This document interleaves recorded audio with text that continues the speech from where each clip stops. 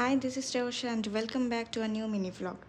Yesterday আমাদের হঠাৎ ছিল একটা ফিস্ট করার। হাই গাইস, এখন আমরা একটু পরে সাদা ভাত দিয়ে চিকেন খাবো, কিন্তু So এখন আমরা my স্ট্যাটাস শুরু family করিনি। and all we all went to Choyon's home in the evening. কেন আমরা এমজিএম থেকে আমাদের এসেছি, আমরা সবসময় পৌঁছাতেই কাজ করি। অনেকটা লেট হয়ে গেছিল and everyone was so hungry by that time.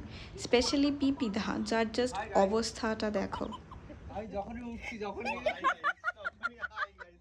একজন খেতে বসে গেছে এসেই না কেরোসিন তো আমি সবাই এখানে গ্রিল করার জন্য প্রিপেয়ার হচ্ছে আর এখানে একজন এই জায়গাটা বসো, এই জায়গাটা হাওয়া আছে কিন্তু আসলে আলোটা এখানে আমাদের ধরানো যাবে না। হাই গাইস, সংগ্রাম দা আমি এবার আসার পর থেকে 5 বার হাই গাইস, আমি থালা নিয়ে বসে আছি কিন্তু কেউ আমাকে একটু ভাত আর মাংস দেয়নি। এইভাবে ডেকে অপমান করার থেকে আমি কেউ বাড়িতে পাত্তা দিচ্ছে না রে, কেউ পাত্তা দিচ্ছে না। দে বেরো দে, এই কেউ খাবি না।